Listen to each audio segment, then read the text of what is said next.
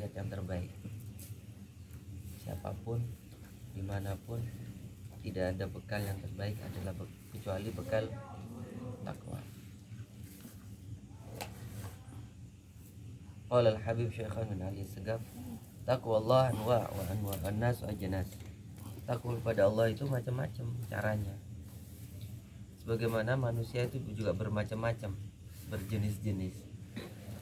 Wa kullun yattaqillaha fi ma huwa fi.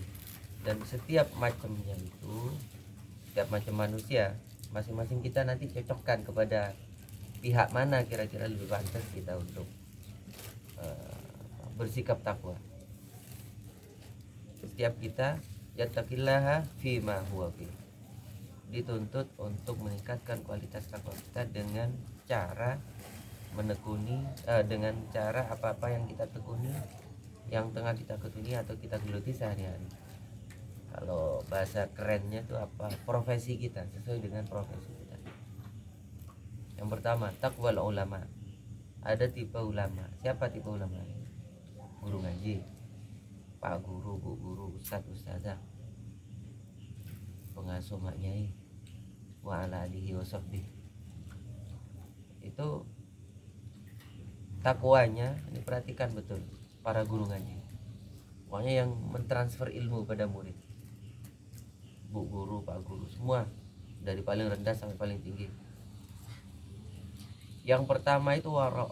Perhatikan, takwanya kita itu sebagai guru adalah warok. Tahu warok? Tidak cinta dunia. Bedakan nanti ada makna tidak cinta dunia dengan zuhud. Warok itu kalau bahasa Indonesianya sama sih sebenarnya, hampir mirip dengan zuhud. Ya untungnya Nabi kita orang Arab, untungnya Al-Quran bahasa Arab, hadis disampaikan melalui lafaz Arab. Ada beda sedikit antara warok dan zuhud, tapi intinya tidak cinta dunia. Itu dulu, saya percepat. Yang kedua zuhud. Ada warok dan zuhud. Salah satu cara zuhud gampangannya itu menghindari atau menjauhi yang syubhat. Maka sebaik-baik ulama adalah ulama yang jauh dari umarok, tidak mendekat sama orang. Jadi yang mendekat itu umaroknya. Khairul ulama ala babil ulama. Khairul umaro ala babil ulama. Sebaik-baik umaro adalah yang nyandar kepada ulama, yang mendekat kepada ulama. Dan seburuk-buruk ulama yang mendekat kepada umaro. Jadi suatu ketika salah satu pendiri mazhab terkenal,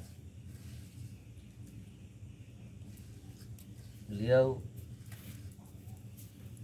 dipanggil oleh salah satu khulafa, kalau lebih pasnya si sultan, raja pada khilafah, masa khilafah. Nah, beliau berkata, kalau memang dia butuh sama aku secara warga, aku yang akan datang. Tapi kalau dia butuh secara keilmuan, dia yang lebih patut datang padaku. Jadi ketika berposisi sebagai seorang alim, dia harus warok dan zuhud. Salah satunya tidak punya kepentingan terhadap dunia. Ya. Kalau zuhud itu lebih kepada menjauhi yang syubhat. Jadi perhatikan betul takwanya kita sebagai ulama, sebagai guru. Terus berikutnya wal amru bil ma'ruf wa nahyi 'anil munkar. Perhatikan tiga unsur ini. Kalau ini tercapai, insya Allah kita menjadi takwa yang sebaik-baiknya bagi kaum cendekiawan. Ini yang disebut pertama. Karena menurut Imam Ghazali dalam Ihya Ulumuddin itu disebutkan ulama itu nanti terpecah menjadi dua, ulama kebaikan dan ulama su. Nah ini naudzubillah, kita jangan sampai tergelincir dalam ulama yang su. Ulama yang su itu sok benar sendiri. Jadi ada 4 cara takwanya ulama. 1 wara, 2 zuhud, 3 amar ma'ruf, 4 nahi. Ngajak kebaikan terus, dan nahi mungkar. Terus taqwal arifin, tipe orang yang kedua, tipe orang ahli wirid. Ini orang kebaikan semua, orang baik-baik semua. Ada orang ahli ngajar taklim gitu, orang baik gitu. Tapi takwanya takwa ulama. Tapi ada orang yang tidak suka ngajar, sukanya wirid, zikir terus. Maka takwanya arifin itu orang-orang yang bersuluk pada Allah. Silakan. Apa yang pertama? Ini di ranking ya, diurut. Yang pertama ridho bima qadahullah. Ridho dengan ketetapan Allah, dengan apa yang sudah ditetapkan oleh Allah Subhanahu wa taala. Nah, biasanya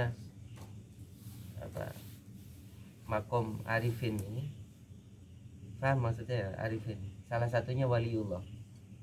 Dia kasabnya minim, kasabnya dia seringkali hanya waktu syuruk atau waktu duha buka pintu depan rumahnya ini, atau sekedar dia jalan-jalan, setelah itu balik lagi ke rumah, tidak kerja, wirid lagi salat duha sampai ke duhur.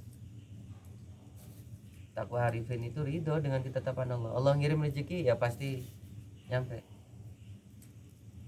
ya. Terus yang kedua iltija ilai, menyandarkan penuh kepada hal itu. Apa itu? Qada Allah. Jadi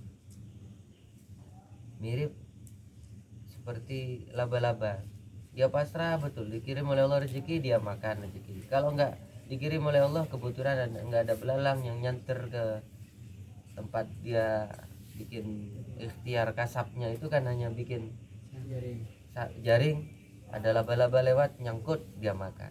Enggak ada ya seharian dia puasa seharian, enggak lantas itu ntar nyelabar, ntar ketatangkeun nyari utangan. Enggak, dia diam saja di tempat ya. Nah ini arifin ini. Kalau memang makomnya di arifin silakan lakukan ini. Jadi ridho dengan ketentuan Allah, menyandarkan penuh terhadap apa yang ditetapkan oleh Allah. Wal amalul khalis, dan beramal dengan penuh keikhlasan. Apa salah satunya? Sabar full sudah di rumah, di tempat dia, beribadah penuh pada Allah. Saya punya paman namanya almarhum, sudah lama wafat beliau. Insyaallah istri saya masih nututi. Namanya Le Ali Aju. Beliau tuh ahli ibadah full. Kasabnya ya gitu tiap pagi setelah sholat subuh, sholat isyraq, buka pintu rumah, jalan muter. Kebetulan depan rumahnya itu dekat SD sama dekat lapangan. Habis itu balik lagi sholat duha sudah sampai menjelang zuhur, istirahat tidur, ada tidur siangnya, sholat duhur, sholat lagi, ibadah ngaji. Alhamdulillah anaknya banyak, rezeki juga kan anak itu ya. Baik, sekarang cucunya juga banyak. Biasanya Allah kasih penyeimbang, karena biasanya kalau arifin ini lah karena beda mulai, akhirnya Allah kirim istrinya yang kerja ya nggak apa-apa. Nah, rezeki itu bukan hasil kerja, tapi murni pemberian dari Allah, karunia. Ini bab apa? Bab akidah. Beda dengan bab muamalat. Kalau bab muamalat wajib kerja hukumnya. Itu ya. Kemudian oleh ikhtiar bima ya yuriduhullahu wa yakhtar. Nah, ikhtiarnya itu berusahanya, ikhtiar itu berusaha dalam apa-apa yang Allah kehendaki dan Allah pilih, tidak melebihi. Sekali lagi saya tegaskan, fungsi kita hidup di dunia itu ada dua. Fungsi utama, fungsi ibadah, wa ma khalaqtul jinna wal insa illa liya'budun, surat Ad-Dzariyat ayat 56. Fungsi berikutnya, fungsi tambahannya, fungsi khilafah. Wa qala rabbuka lil malaikati inni ja'ilun fil ardi khalifah. Ketika menyebut khalifah, kita itu fungsi kita khalifah itu ja'il. Allah itu ja'ala, menjadikan sesuatu yang sudah ada menjadi fungsi yang lain. Jadi ketika fungsi khilafah, sering saya sampaikan, sesuai dengan standar saja kita, jangan berlebih. Kalau bab kasab, bab khilafah itu bab kasab ya. Kalau dikejar, semakin dikejar ya bab kasab, bab dunia, tidak akan pernah melebihi jatah yang kita punya tetap. Terus saya lanjutkan. Ada tipe orang pemimpin ya, bagi yang punya jabatan. Otak wasalatin, salatin itu jamak dari sultan. Tipe pemimpin itu takwanya, perhatikan, ada 3, maaf ada 2, cukup 2, tapi dua-duanya berat ini. Yang pertama al-adl, bersikap adil. Yang kedua rahmatu bil khalq, rahmat, sayang, menyebarkan kasih sayang terhadap makhluk. Tidak nyebut manusia beliau Habib Syekhan, tapi menyebut makhluk. Jadi makhluk ini luas, jauh luas. Jadi yang terutama memang manusia. Setelah manusia, makhluk yang berkaitan dengan manusia. Binatang-binatang peliharaan, sapi, kambing, wa ala alihi, ya, tanaman yang dia tanam oleh manusia, oleh warganya dan seterusnya. Jadi 2 itu, perhatikan bagi pemimpin ini takwanya adalah bersikap adil dan kasih sayang. Bukan kayak model arifin atau ulama tadi itu. Ya. Sultan kok terus dia itu takwanya dengan melulu diem di rumah, ridho dengan ketentuan Allah. Ya, jadi aktif. Adil itu sikap aktif, menempatkan sesuatu pada tempatnya. Itu adil, lawan dari zalim. Lanjut, watak wazahidin al-amal wal mujahadah. Ada orang-orang yang zuhud. Bedakan dengan orang-orang arifin. Orang-orang arifin itu tingkatnya di atasnya orang-orang zuhud. Orang-orang zuhud itu orang yang pasif ya. Itu selalu takwanya orang-orang zahid, orang-orang zuhud itu adalah al-amal wal mujahadah. Selalu beramal, amal baik ya, bekerja dan berusaha. Mujahadah itu artinya memeras sesuatu. Jahid, alladzina jahadu fina lanhadiyanahum subulana, itu sampai tidak bisa lagi keluar. Ibarat baju ini saya rendam, diperes kan masih ada keluaran air, sampai tidak bisa keluar, itu artinya jihad. Memaksa segala sesuatu sampai habis-habisnya, sampai habis-habisan. Itu mujahadah, bukan hanya perang fisabilillah ya. Perang itu bahasa Arabnya qital.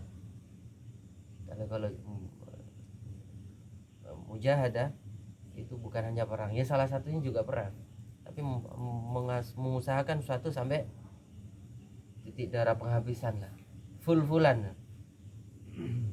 Kayak guru saya Gusep, dia pagi punya uang 5 juta, sorenya ndak megang itu 1 rupiah pun.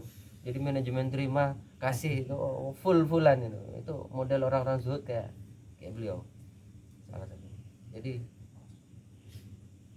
biasanya orangnya itu cakang kerja, cakang laku ya, rajin itu ya. Itu memang takwanya itu di situ, mujahadahnya. Terus terakhir, nah ini ada orang yang bernasib baik oleh lingkungan. Kita kan makhluk sosial. Makhluk sosial itu salah satu ciri-cirinya itu kayak gunung. Ada yang posisinya di puncak, ada yang posisinya di setengah puncak, ada yang di setengahnya, ada yang di bawah, di lembah. Itu makhluk sosial. Ini tidak bisa tidak, memang mau nggak mau di situ ada strata sosial namanya. Nah, sekarang takwanya orang Thomas, tahu Thomas? Tokoh masyarakat, ditokohkan oleh masyarakat. Keilmuan mungkin sedang-sedang saja, kalah dengan yang alim, tapi dia ditokohkan betul. dengan faktor X yang hanya Allah saja yang kadang menempatkan itu pada orang itu. Apa takwa orang ini? Bahasa Arabnya al-manasib. Manasib itu punya nasib baik. Yang pertama al-islah bainan nas. Dia selalu berusaha mendamaikan manusia. Ya, al-islah bainan nas. Ketika mendapatkan dua kubu misalkan dalam masyarakat itu pro A dan pro B, pro 1, pro 2, pro 3, bukan RRI ya. Ya, bisa dipahami sudah mendekati. Dia selalu mengislah. Ayo. Dan dia cenderung sebagai orang yang di tengah-tengah, ditokohkan. Karena memang seringkali itu di tengah-tengah itu adalah puncak. Gunung itu biasanya di puncaknya di tengah-tengah. Masa ada gunung kayak tembok seret ini miring, kan biasanya gini, imbang kanan kiri, puncaknya di tengah. Tokoh masyarakat itu di situ ya. Jadi yang pertama takwanya dia itu dia selalu berusaha untuk mendamaikan masyarakat secara umum. Apa yang kedua? Asy-syafa'ah. Syafa'ah itu maksudnya selalu bersedia memberikan bantuan, pertolongan kepada sesama. Itu syafaat. Tidak memikirkan dirinya sendiri. Paham ya? Jadi takwanya tokoh masyarakat jadi menundian itu jadi tokoh masyarakat etisa. Maka menjadi itu selalu menjadi pendamai. Karena masyarakat itu pasti ada konflik sosial. Masyarakat sosial itu pasti ada konfliknya, pasti itu sudah. Nah, tokoh masyarakat ini takwanya yang nomor 1 itu adalah mendamaikan, menjadi pendamai. Yang kedua memberi pertolongan, syafaat. Di syafaat itu bukan hanya Rasulullah saja yang berhak, memang pemberi syafaat utama Rasulullah, syafaatul uzma Rasulullah SAW. Dan dengan kuasa Allah pemberi syafaat itu turun temurun. Maksudnya Rasulullah sebagai puncaknya pemberi syafaat uzma, terus ke bawah sampai kepada tokoh masyarakat al-munasib itu, dia itu juga berhak memberi syafaat dan dituntut untuk takwanya berupa memberikan bantuan dan pertolongan, maksudnya syafaat kepada orang lain, bukan hanya mikir dirinya sendiri. Wallahu a'lam bishawab. Ada pertanyaan tentang hal ini? Kalau enggak, saya lanjutkan ngaji kitab Fiqh Sunnah. Karena man yuridillahu khairan yufaqihu fiddin. Barang siapa Allah kehendaki baik, orang itu akan dipahamkan tentang urusan agamanya. Urusan agama yang paling pertama adalah urusan fikih, bagaimana kita beribadah. Fikih sunnah ini terbagi menjadi 3 jilid. Jadi saya masih harus menghatamkan jilid 1 untuk sampai kepada jilid kedua dan jilid ketiga. Jilid 1 itu dimulai dari fikih ibadah. Ini fikih ibadah mulai dari awal.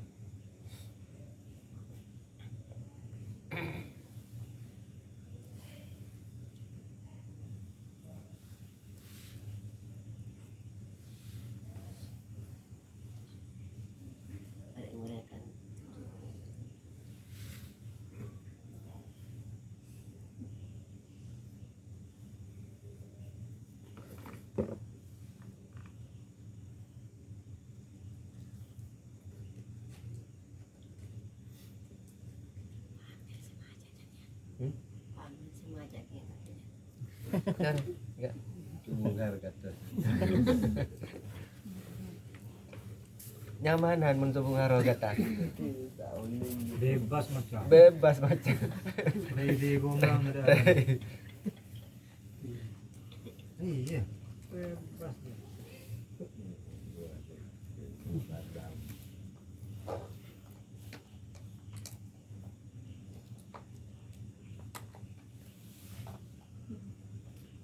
Kita mulai tasyri'ul Islam, pensyariatan dalam Islam atau fikih ya. Ada pakem-pakemnya, ada kaidah-kaidah tertentu yang kita tidak boleh keluar dari itu. Yang pertama, an-nahyun 'anil bahthi fi ma lam yaqa' minal hawadits hatta yaqa'. Kita dilarang membahas sesuatu yang belum terjadi sampai hal itu terjadi. Maksudnya apa? Kita tidak cari masalah. Kita tidak cari, artinya kita tidak bertanya sesuatu yang memang kita tidak penting, tidak diperlukan. Berdasarkan keumuman ayat Al-Qur'an, a'udzubillahi minasyaitonirrajim, ya ayyuhalladzina amanu la tas'alu an asya'a in tubdalakum tasukum.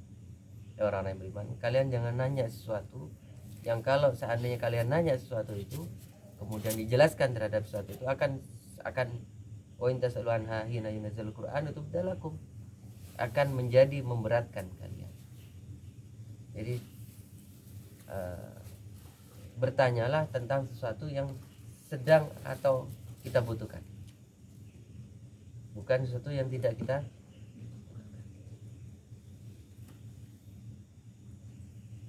Afallahu anha, Allah memaafkan terhadap segala sesuatu yang sudah terlanjur. Yang baik adalah kita menata lagi yang lebih baik ke Allahu Ghafurun Halim. Ya. Jadi wafil hadis ada Nabi sallallahu alaihi wasallam anil aghil. Rasulullah melarang hal tersebut. Apa maksudnya lalu waktu itu? Al-masail lati lam yaqa, bertanya bahasul masail terhadap sesuatu yang belum terjadi. Maksudnya belum terjadi bisa dipahami ya, bukan belum terjadi yang pasti akan terjadi. Misalkan bertanya tentang kiamat, ciri-ciri akhir zaman, memang belum terjadi tapi kita butuh referensi yang kuat tentang hal itu. Misalkan itu tetap harus bertanya ketika kita tidak tahu. Terus pakem yang kedua ya, menghindari mirip ini ya kelanjutannya, memperbanyak pertanyaan dan debat. Debat itu gini, seseorang bertanya pada si A, bertanya kepada si B, si B menjawab, si A ini bertanya lagi kepada si B terhadap jawaban yang dia itu penggiringan opini. Itu debat namanya. Sesungguhnya dia tidak mencari kebenaran atas sesuatu yang dia tanyakan, dia ingin mencari pembenaran. Itu debat, itu dijauhi, menang-menangan. Rasulullah bersabda, innallaha karihalakum, Allah membenci kalian perilaku kalian dalam beberapa hal. Apa itu? 3 yang disebut dalam hadis ini. Qila wa qala, kasak kusuk perkataannya, tidak ada referensinya, nggak ada marojiknya. Qila wa qala itu kabar burung. Oh, si anu. Ya, jadi sudah nyebar berita bohong, itu hoax. Nah, kalau nggak ada kepentingan, kita lebih baik tidak tahu. Saya berdoa, ya Allah, jangan Engkau kirimkan pengetahuan sesuatu yang tidak bermanfaat kepadaku. Mengetahui aibnya guruku terutama. Itu ada doanya, ya Allah, tutupi, satirkan aku terhadap mengetahui kekurangan guruku. Agar apa? Kita sempurna melihat guru sebagai contoh yang baik kepada kita. Kalau kita terlanjur melihat aib guru, itu kan mau nggak mau kita itu apa ya, memikirkan atau berkurang rasa ta'zim kita kepada guru. Dan ada doanya, ya Allah, tutupi, satiri aku, hijabkan aku dari mengetahui aib guruku. Itu ada doanya. Apalagi misalkan saudara, teman, istri, suami, aibnya jangan kita bongkar. Qila wa qala. Terus yang kedua, kasratus soal, banyak bertanya. Dan yang ketiga, idha'atul mal, boros, menghabiskan harta. Bukan boros yang tadi itu manajemen terima kasih, itu bagus sekali itu. Boros itu begini, saya butuh HP 1, saya beli HP 2, itu boros saya. Saya butuh HP 2, saya beli HP 3, boros saya. Dan seterusnya. Saya tidak boros ketika saya butuh HP 2, saya beli HP 2 karena memang bisa diwangi. Termasuk boros ketika meskipun beli sesuatu yang tidak berharga sekalipun, maksudnya tidak berharga itu harganya sangat murah, ketika kita tidak butuh, termasuk idaatul mal. Ketika butuh saja kita, dan butuh itu dalam konsep usul fikih itu ada 3. Itu direkrut dalam konsep manajemen harta. Apa yang pertama? Primer, kebutuhan primer itu penuhi dulu. Kebutuhan yang primer. Kemudian baru kalau memang ada lebihnya, kebutuhan sekunder. Dan sebisa mungkin kita menghindari kebutuhan tersier, kebutuhan keindahan gitu. Ya. Boleh sih, tidak sampai haram, tapi Allah benci. Tidak suka, makruh. Jelas namanya. Itu faktor gengsi saja seringkali. Sesuatu yang kalau tidak ada barang itu, kita akan kehilangan kekurangan. Dan ambian butuh kendaraan, dan pasang di kendaraan. Primernya kebutuhan yang kita tidak bisa gara-gara kebutuhan primer itu hilang. Kebutuhan pokok nah kemang. Sabun. Paham Gi? Rokok.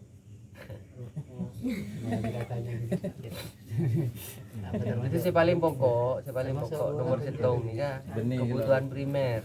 Benih, Makan. Beras misalkan.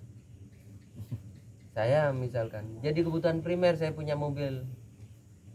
Tapi cukup 1. Ketika saya punya 2, mobil yang kedua saya itu sudah second namanya. Sekunder, second. Kalau dalam bahasa ini primary sama slave ya. Master sama slave. Jadi yang utama itu yang master, yang nomor 1 di ranking mana. Nomor 1 kebutuhan kebutuhan pokok. Kebutuhan sekunder itu kebutuhan tambahan. Kebutuhan tersier kebutuhan keindahan. Oke. Ini jangan sampai terbalik-balik kita. Itu atul mal itu termasuk. Songkok embal. Terisier. Songkok contohnya gitu. Songkok yang mahal, terlalu mahal. Itu songkoknya sendiri anggaplah sebagai primer, tapi mahalnya itu menjadi sekun atau bahkan tersier. Karena mahalnya itu. Ibu-ibu ini tuh benar. Glowing. Nah, jilbab. Nah, kan senang jilbab saya. Pasmina. 15.000, cari yang 150. Yang harganya 100. Sebaiknya tetap beli yang 15.000 itu beli 10. Satunya pakai sendiri, 9 disedekahkan. Wah, itu surga itu. Dari mamon selama bulan sebu mikini satu silibur. Kita aku beli 100 yang kebutuhan. Hanya kategorikan saya primer, baru diurut ke saya. Lanjut wa anhu sallallahu alaihi wasallam. Jelas nih lagi ibu-ibu.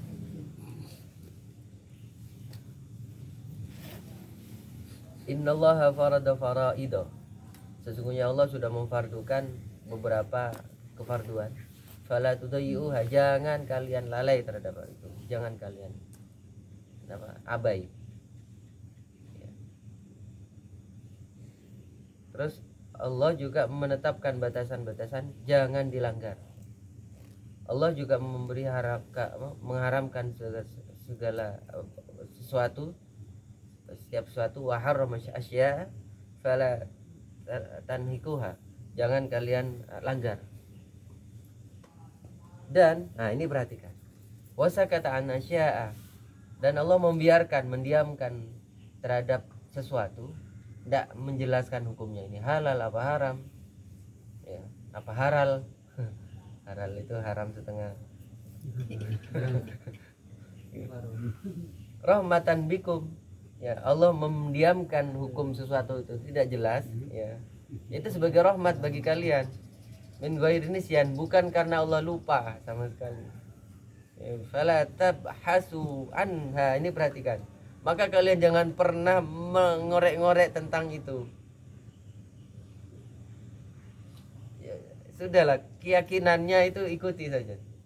Makanya saya paling kekeh melawan pendapat orang yang katanya, maaf, rokok itu haram. Saya paling terdepan. Bukan perkara saya tidak merokok dan saya membela perokok, enggak. Rokok jelas tidak dijelaskan hukumnya. Maka ulama berbeda pendapat. Ya yang jelas rokok itu enggak sampai hukumnya wajib ya. Tapi rokok itu memang tidak diharamkan secara mutlak. Makanya ulama berbeda pendapat dengan dua hukum. Satu makruh lit tahrim, ya, makruh setengah haram. Dan yang satu, ya ini yang sedikit, ini pendapat yang lebih sedikit, itu haram berdasarkan keumuman ayat wala taqtulu anfusakum. Kan ada penelitian medis mengatakan satu lencer rokok itu mengurangi hidup kalian 5 menit atau berapa gitu ya, setiap untung rokok yang dihisap. Yang mengurangi rokok apa? Nggak ada urusannya rokok sama ajal itu, ya. Tapi memang ngerokok itu kan tidak sehat nikotinnya itu.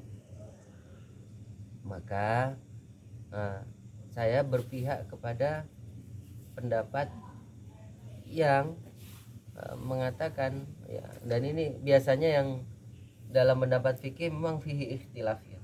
Fihi ikhtilaf. Di situ pasti ada perbedaan pendapat. Saya berpendapat bahwa memang ketika tidak dijelaskan hukumnya haram, ya jangan mutlak-mutlakan haram begitu. Saya lebih mengambil pendapat makruh lit tahrim. Makruh itu dua, ya. Ada makruh lit tahrim, ada makruh lit tanzih. Ada makruh setengah haram, ada makruh setengah mubah. Karena pensucian. Contohnya makruh yang mubah itu yang baik sebenarnya kita konsumsi itu bawang merah, bawang putih. Di Al-Quran disebut, ya, wa'ada siha wa basolihah. Itu baik untuk kesehatan tapi tidak baik untuk aroma. Makanya makruh kita mengkonsumsi itu ketika mau sholat.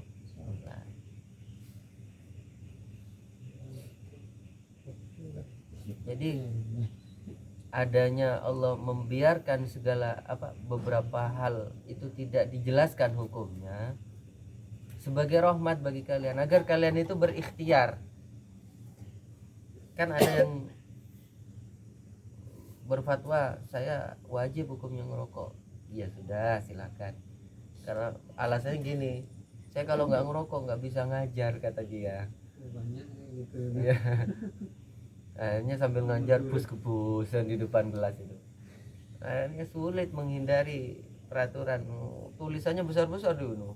Siswa dilarang merokok, gurunya nyaman bus-kebusan ya. Jadi inspirasi lah apa.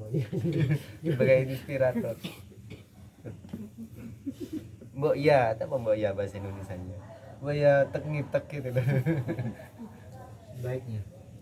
Sebaiknya jangan ditampakkan kalau makanya guru itu harus menjaga tengka, ya. Minimal tengkanya dibagi dua. Kata guru saya, Profesor Dr. Quraish Shihab, kalau toh memang terpaksa kalian akan berlaku maksiat, lakukan dalam kondisi bersepi-sepi.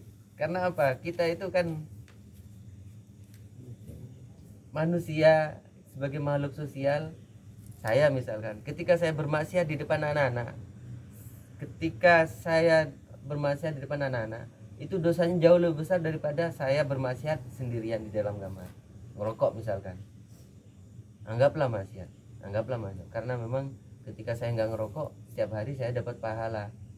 Kita kan nyetop pahala kan ketika saya ngerokok, karena melakukan kemakruhan yang itu nyetop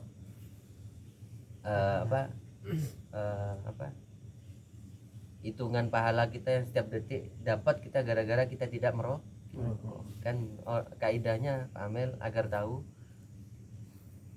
hikmahnya ada haram dan ada sunnah. Ketika kita tidak melakukan keharaman, kita mendapatkan pahala.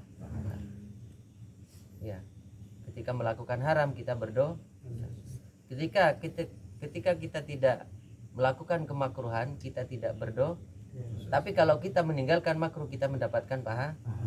Jadi pahala itu dari dua jenis. Pahala aktif kita melakukan satu, dan pahala pasif kita meninggalkan yang makruh dan yang haram.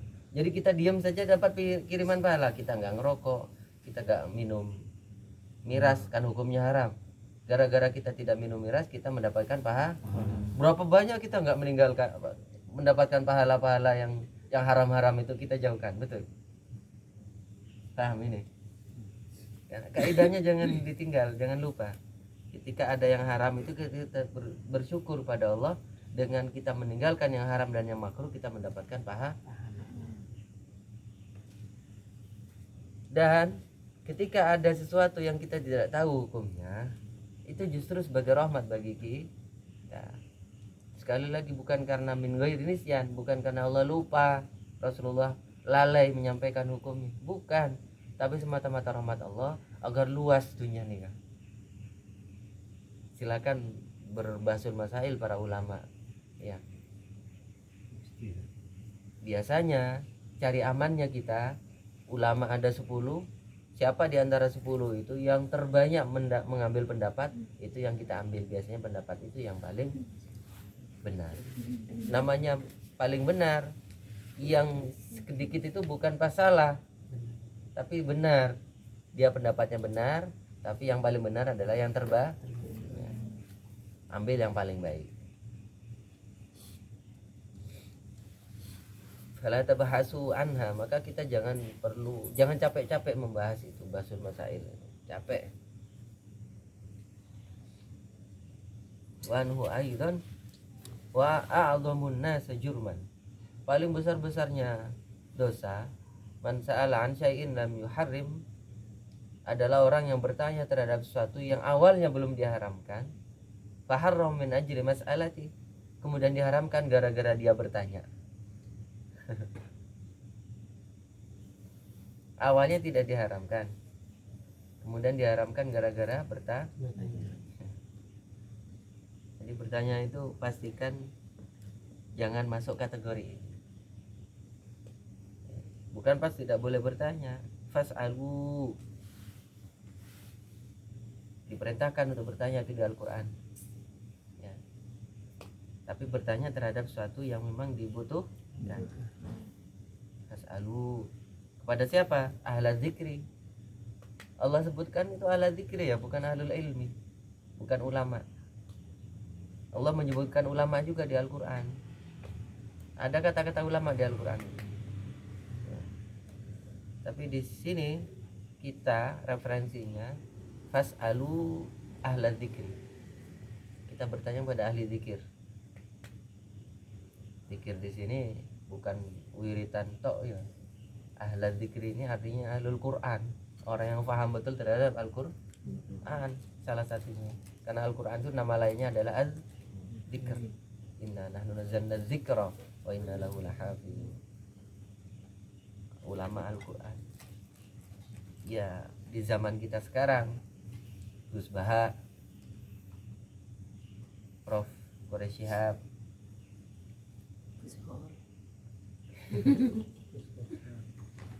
dan lain-lain, banyak sekali. Alhamdulillah masih Allah karuniai ulama-ulama di zaman kita sekarang, di mana kita menjadi referensi bagi kita. Saya punya kawan namanya Gus Awis, sekarang ada di Jember. Beliau ahli Quran. Gus Afif lagi, adik kelas malah. Beliau ngarang Quran. Ngarang tafsir Quran dengan ayat Al-Quran. Namanya Hidayatul Quran.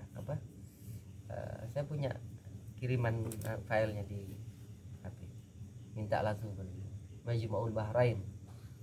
Itu menafsiri Al-Quran dengan Sahih Bukhari dan Sahih Muslim. Maka dinamakan dua lautan, Majmu'ul Bahrain. di mana belum pernah dilakukan oleh ulama-ulama sebelumnya. Kitab ini tembus menjadi referensi ulama-ulama Mesir, Kairo. Padahal orang sini, orang Jombang, Yang Indo. Hah? Yang Indo. orang Indo. Jadi banyak orang Indo yang lebih alim daripada orang Arab. Jangan salah ya, orang Arab itu ya pinter ngomong Arab saja, tidak pinter ngaji. Bahkan dulu pernah Yordan itu impor guru ngaji TPA itu alif-alifan dari Indonesia. Padahal orang Yordan itu adalah orang Arab. Orang Arab lah ajar alif tak kareng Hindu. Kan lucu. Ya. Tapi lebih lucu lagi kita sebenarnya orang Jawa tapi tidak ngerti Hono Coroko, kita belajarnya ke Belanda. Karena Hono Coroko sekarang diambil sana sudah Pak. Literatur Hono Coroko banyak diantara kita tidak ngerti huruf Hono Coroko. Eman sebenarnya itu hazanah itu kebudayaan kita. Nyaris punah sudah ya. Saya nggak yakin teman-teman bisa nulis Hono Coroko. Jadi Tapi saya yang bisa. ada pelajarannya dulu waktu MI SD. Hafal, alhamdulillah. Makin sombong kan Bon. Saya ketika 2013 ke Thailand itu di sana dipertahankan di huruf asli dan mirip Hono Corokonya Thailand itu kan. Ingat Thailand nama dulunya itu Champa zaman Mojopahit itu salah satu wilayahnya Mojopahit sama Sriwijaya. Indonesia itu pernah ada dua kerajaan superpower, Sriwijaya dan Mojopahit. Itu wilayahnya sampai ke sana, sampai ke Thailand. Buktinya apa? Candinya itu mirip dengan candi yang dibangun oleh zaman Mojopahit. Saya nyampe kan di Sungai Cau Prayanya. Tapi bagusnya sana, tradisi yang bagus itu dipertahankan sampai sekarang. Kita eman sekali. Ya, huruf kita, huruf Hono Coroko itu nyaris di antara kita tidak menguasai. Saya malah keren-keren bikin huruf baru. Saya punya huruf baru ya. Hanya saya yang bisa baca abjadnya, ABC-nya itu. Berarti mau rahasia terhadap istri. Kalau rahasia betul terhadap siapapun kecuali hanya Allah saja yang tahu dan saya ya. Saya nulis pakai huruf itu. Saya ngarang huruf itu lebih kurang ketika umur aliyah, umur SMK, SMA. Dipikir memang mirip huruf Urdu, tahu huruf Urdu ya, huruf India. Huruf A-nya, B-nya terbalik-balik itu ya. Ya pokoknya intinya hanya saya saja yang tahu huruf itu. Tapi nulisnya enak, lancar saya nulis. Kalau bacanya muikir betul karena harus saya sendiri yang baca itu pakai mikir dulu. Wah ini repot ini, jarang saya pakai sudah. Soalnya kalau saya meninggal ya nggak ada yang bisa baca itu sudah. Nah, sepertinya nggak saya wariskan, nggak tahu lagi ya nanti kan. Nyarang abjad ABC-nya itu sendiri khusus kayak kode-kode. Morse. Ya kayak Morse. Kalau nulisnya enak sampai sekarang bisa saya nulis. Bacanya yang pelengen. Tidak paham, sulit untuk paham. Terus kaidah yang nomor 3, albu untuk anil ikhtilaf wa tafarruq biddin. Yang ketiga itu jauhi ikhtilaf.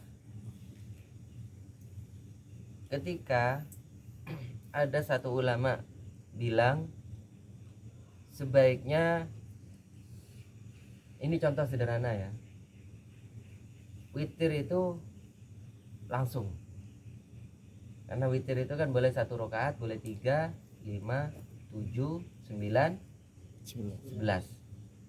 rakaat. Ada sedikit ulama yang bilang, sedikit sih, tidak sampai mayor, tidak sampai jumhur, yang bilang boleh dipisah-pisah 2-1, 2-2-1, 2-2-2-1. Paham ini? Witir. Karena nanti usolli sunnatal witri rakaat ini kan lucu. Saya sholat witir itu kan ganjil 2 rakaat. Ganjil kok 2 ya? 2 itu ganjil apa genap ya? Itu kata beliau ya. Maka sebaiknya kita keluar dari ikhtilaf. Bagaimana caranya? Kalau kita sholat witir 3 rakaat, betek langsung seperti sholat maghrib. Tapi bedakan dengan sholat maghrib dengan cara tanpa tahiyat awal. Dari 2 rakaat itu 2 rakaat kita nggak perlu tahiyat awal, langsung berdiri. Kita dalam rangka al-khuruj minal khilaf, keluar dari khilaf. Ini yang sering saya lakukan. Di sisi lain memang lekasan entah mentelo rakaat. Lekasan 2 setong apa? Langsung telok. Langsung Telok. Tahiyat dengan setong. Tahiyat Ingat, setong. Pak. Lebih Kayak apa? Penampilan. dua satu. 21. Tapi aneh, memang aneh. Dari niatnya saja. Dari lafaz niatnya lucu kan. Usolli sunnatal witri, saya niat salat ganjil. Rakaat ini 2 rakaat. Makanya ada yang bilang usolli sunnatan minal witri. Iya. Ya, ada yang begitu. Ya sudah silahkan, enggak apa-apa. Saya yakin yang 21 itu benar. Tapi yang langsung 3 itu lebih pas bagi saya. Saya nggak bilang lebih benar ya. Karena itu Pas bagi saya. lebih pas bagi saya. Lekas rantah. Itu ya, jadi kaidah yang ketiga al-bu'du minal ikhtilaf, menjauhi ikhtilaf. Menjauhi ikhtilaf. Wa tafarruq fiddin, memecah-mecah agama. Wa inna hadhihi ummatukum ummatan wahidah. Awalnya kalian itu umat yang satu. Berpecah-pecahnya kalian itu karena memang kuasa Allah di situ, tapi kalian diperintahkan untuk tidak berpisah-pisah. Wa atasimu bihablillahi jami'an wala tafarraqu. Wala tanaza'u wa tafshalu wa tadhhabu rihukum. Agar persatuan itu ada. Kemajemukan itu keniscayaan. Perbedaan itu sebuah kepastian. Tapi bukan karena perbedaan kita lantas berpecah belah. Bisa dipahami? Wa kanu syi'a wa la takunu kal ladzina tafarraqu wa ikhtalafu min ba'di ma ja'ahumul bayyinat wa ulaika lahum 'adzabun 'adzim. Jadi itu ya, perbedaan itu kepastian, tapi bukan gara-gara perbedaan kita lantas berpecah belah. Itu intinya. Kaidah yang keempat, raddul masail al-munazi' fiha ilal kitab was sunnah. Ketika ada perbedaan, kembalikan kepada pokok. Sederhanakan masalah menjadi pokok. Pokok itu usul itu akar. Kembalikan kepada akar masalah. Dalam rumus matematika juga gitu. Ketika disederhanakan itu akan lebih mudah menyelesaikan masalah. Maksudnya apa? Kembalikan kepada kitab dan sunnah, kembalikan kepada Al-Quran dan hadis. Fa in tanaza'tum fi syai'in faruddu ila Allahi war Rasul. Jangan dipelintir kata-kata saya. Kita hanya pegang Quran sunnah saja. Gak mungkin kita akan bisa menjalankan Al-Quran kecuali dengan hadis. Tidak mungkin kita bisa mengamalkan hadis kecuali melalui Oh, itu rantai keilmuan. Tapi ketika ada perbedaan pendapat di antara beberapa ulama, kembalikan kepada pokoknya. Paham ya?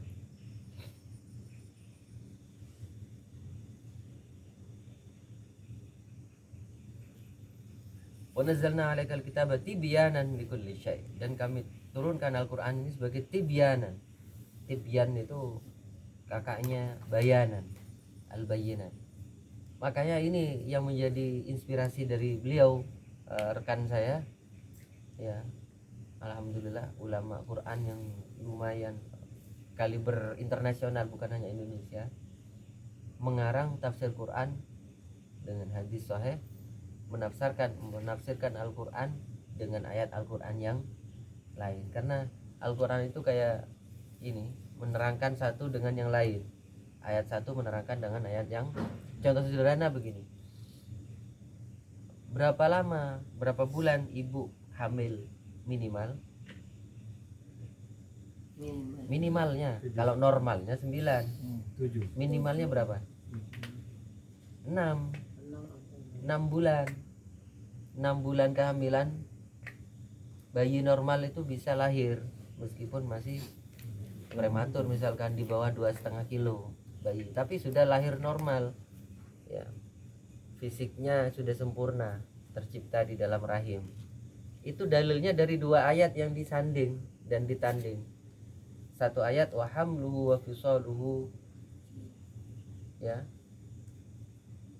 salasuna syahra. Masa hamil dan masa menyusui itu 30 bulan. Itu data satu, simpen. Terus data yang kedua ya itu haulaini kamilain. Ibu menyusui itu yang sempurna 2 tahun sama dengan berapa bulan? 24. Ya, sudah ketemu data yang berikutnya, data yang 24 bulan itu masa menyusui. Gampang, masa hamil dikurangi berarti kan 30 dikurangi 24 sama dengan 6. Jadi 6 bulan itu adalah masa kehamilan minimal. Normalnya 9 bulan 10 hari. Persisnya 29 hari. Makanya saya suka angka 290 itu di situ. Seneng sekali ketika istri itu bisa hamil lagi. Enggak koceng ini harus terusan dengan dong. Keparing dari Allah. Enggak dikasih ya enggak apa-apa. Dikasih alhamdulillah.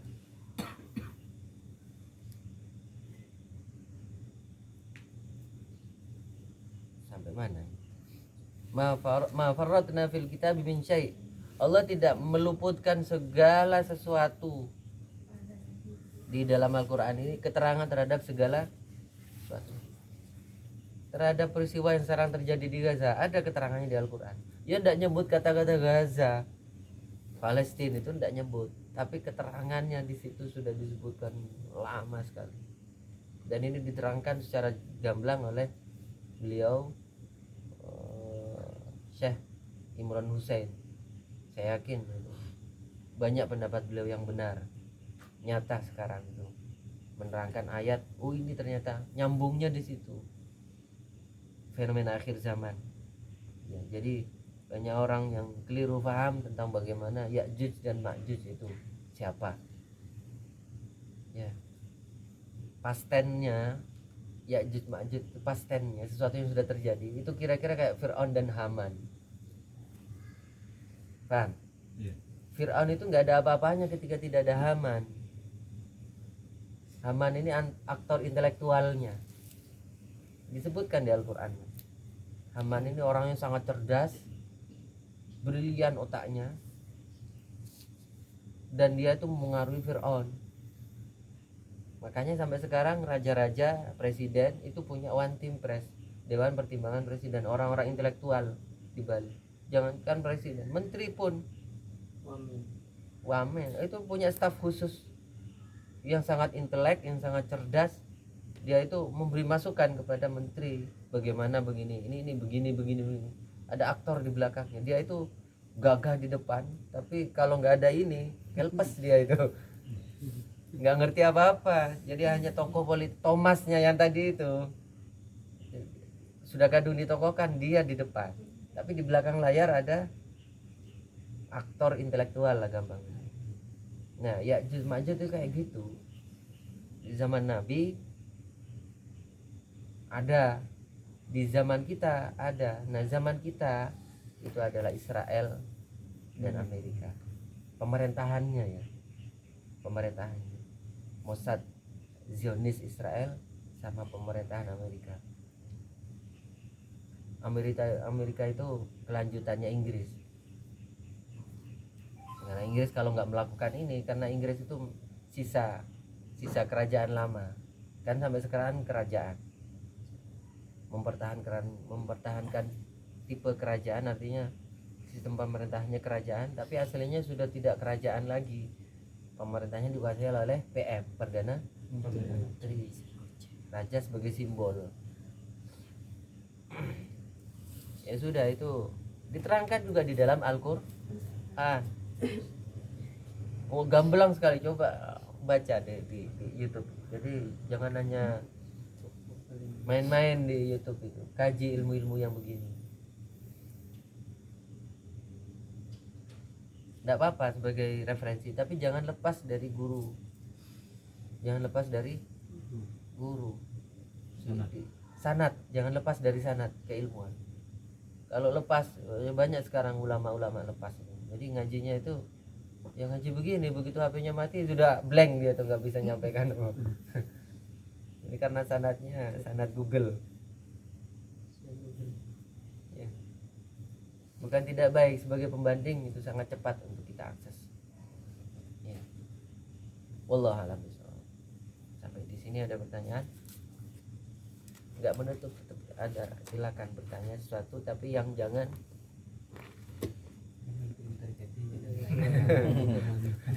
masuk kategori yang tadi. Dulu saya pernah ngaji Ustaz. Ya. Jadi Sudah nih, Ustaz. terkait dengan terawih itu